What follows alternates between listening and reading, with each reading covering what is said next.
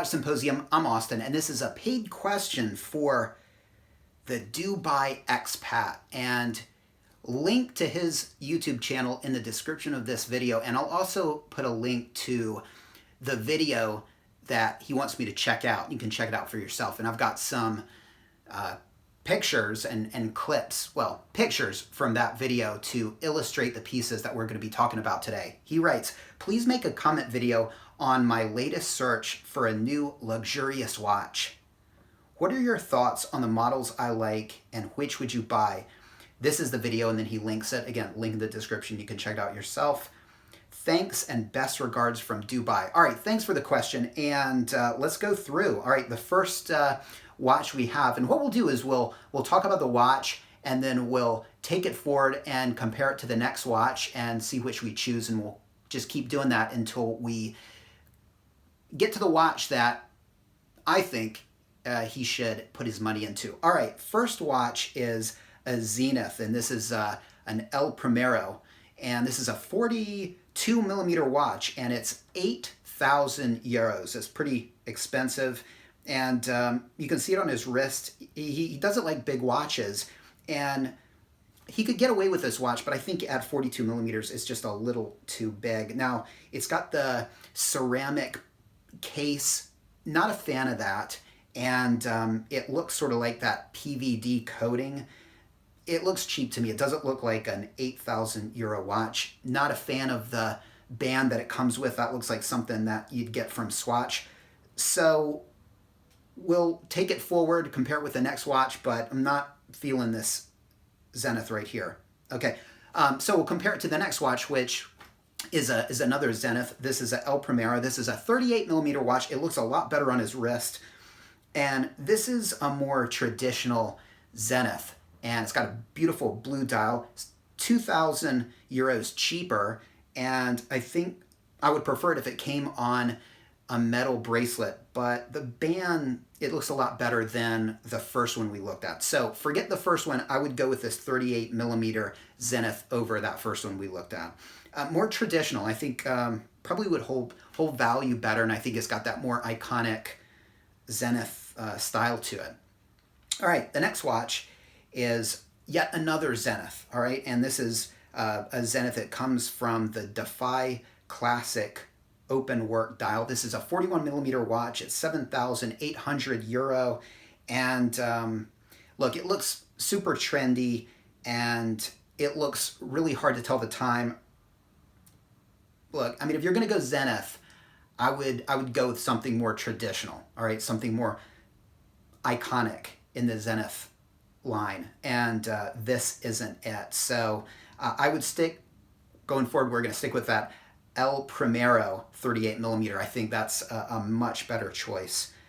This Defy Classic, I think, is pretty hideous. It's like one step away from a fashion watch, to be honest. I mean, it's got that Zenith name, but yeah, I'm not feeling that at all. All right, next up is the Hublot Classic Fusion. This is a 42 millimeter watch, 7,000 euro. And look, I'm not a fan of Hublot at all.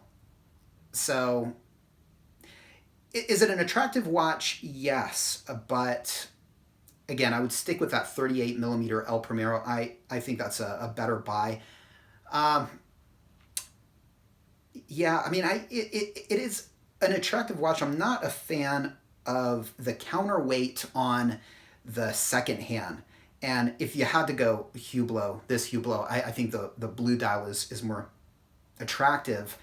But again, I hate Hublot. So this is not a watch that would impress me. If I were to see you in the wild wearing this watch, I would think, wow, I can't believe he spent this kind of money on that watch. I know you're not buying a watch to hopefully impress me, but I'm just saying from a watch guy's perspective, from this watch guy's perspective, I would pity the person that spent 7,000 euros on this watch. And yeah, so again, we're taking the Zenith El Primero 38 millimeter forward. Next up, we got a Rolex. All right. And by the way, we didn't even talk about what he has. Okay, I've got to make mention of that. He has a 39 millimeter Explorer. Okay, so he has a Rolex. It's a time-only Rolex, and I guess this will be his second piece. And so should he get another Rolex? Well, look, you've got the Wimbledon dial. This is a 41 millimeter two-tone datejust. I get the gist that he's a younger guy, so I wouldn't go two-tone this early in your life. I think a 41 millimeter datejust with the Wimbledon dial is great, but I would do it all steel. And you know, if you wanted to go smooth bezel with the oyster bracelet, that would look more sporty. But again, you've got that smooth bezel oyster bracelet thing going on with your Explorer, so I probably wouldn't go that route. But look, this would give you a dress watch, yes, but again, two-tone, I wouldn't go there. And the price, 12,600 euros, so pretty expensive. But it's a Rolex, and if you're a Rolex fan like I am, that could be, you know, a good option, and it's probably going to keep its value somewhat. Again, two-tone datejusts are probably the worst value retention Rolex out there, but at least this has the Wimbledon dial, and that's somewhat popular these days. All right, next up is Rolex Yacht-Master. This is a 40 millimeter watch, so it's a millimeter bigger than the watch he has. And look, it's sporty. It's got the polished middling, so it's a little bit more fancy. You have the rotating bezel, and again, this is the rhodium dial, and it's got that light blue second hand, the light blue accents, and it's not cheap. It's 11,400 euro. That is going to keep its value, and I would say we can put down the El Primero 38 millimeter. This is what I would go for, okay? Again, if you're a Rolex fan like I am, that's a no-brainer. But again, the El Primero is a totally different function. I mean, that's the chronograph right there. And so this is not a dive watch, but it's kind of got that dive watch thing going on. And it's got the rotating bezel and the date, and that's going to add some functions to your life. Now, the El Primero 38 has the date as well. And again, that's a chronograph. This is going to be more usable in water, and I think this would make a great two-piece collection with your Explorer. So this resonates with me the most so far. Let's see what else you have on here. He has the Hamilton, which is an Intramatic. That's a 40 millimeter watch. It's a chronograph. It's got the date. It's 2,200 euros, so pretty cheap, but look at the thickness of that watch. And I'm going to quote Captain Danny here, "Thick is lazy." And I agree. I hate a thick watch. I mean, like, what can you expect for 2,200? I wouldn't waste my money on this. A lot of people would say, no, the more expensive watches are a waste of money. This is bang for buck. Look, this is not the kind of watch that would make me excited to put it on. And it's clearly inferior to what you already have. Is it good buying? No, it's a lot of people would think so, but it's actually bad buying. It's not going to hold its value. And, you know, unless something really resonates with it, and it's an attractive watch with its kind of cream white dial and two sub-dials and good date placement, it's a Hamilton snore. I'm falling asleep here. So, yeah, it's a respectable watch, but you're on to bigger and better things. You already have a Rolex, so great starter watch. I wouldn't add this to your collection. I would just go for better pieces. And then the last choice is the Tudor Black Bay GMT. This is a 41 millimeter watch. Is 3,770 euros, and this could be a contender. Now, if you would like a GMT function, this could be a great option there. And look, I can't hold a candle to a Rolex GMT or a pre-ceramic Rolex GMT, okay? But again, look at that price. I mean, it's pretty competitive, and it is an attractive watch. My issues with it, the thickness. I'm going to quote Danny again. Thick is lazy. That's right, Tudor. Thick is lazy, and I couldn't do this watch because of the thickness. I just couldn't do it. And so unless they change, I'm totally done with Tudors. And I think I've got the Tudors that I need, right?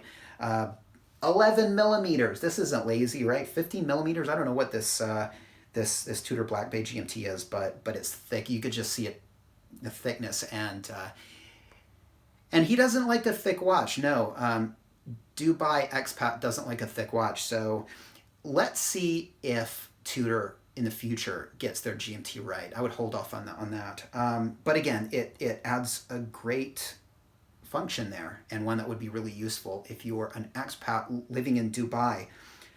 Look, out of all of these, I think my number one choice, this is not going to be surprising for many people, would be the Yacht-Master. I love steel sports Rolexes with rotating bezels.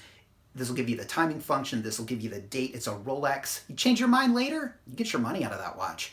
And it's beautiful. It's a different dial color than what you have with the Black Dial Explorer. It's got that kind of cool light blue accent. You're a young guy, you know, colorful accents are something you can enjoy. And look, the only thing I think it's got going against it is the price. My second choice would be, again, the Rolex Datejust that you've chosen. I wouldn't say you're ready for it. I mean, a two-tone watch, a two-tone Datejust. I mean, are you an old man? Not quite yet. Okay, so, and again, I think that's probably one of the least attractive Rolexes in my opinion, but it's going to have a lot of F-off factor, let me tell you. And maybe that's you know, I don't want to start, I'm keeping it to this list, and racing through my mind are other two-tone watches that would offer punch but be more age appropriate. Two-tone bluesy, root beer GMT, that kind of thing. But you know, again, we're keeping it to this list. And then my third, and again, if you're not looking to spend crazy money on these Rolexes, then I would go for that 6,000 euro L Primero. That's a 38 millimeter watch. It looks great on you. Will give you the date function, give you a chronograph.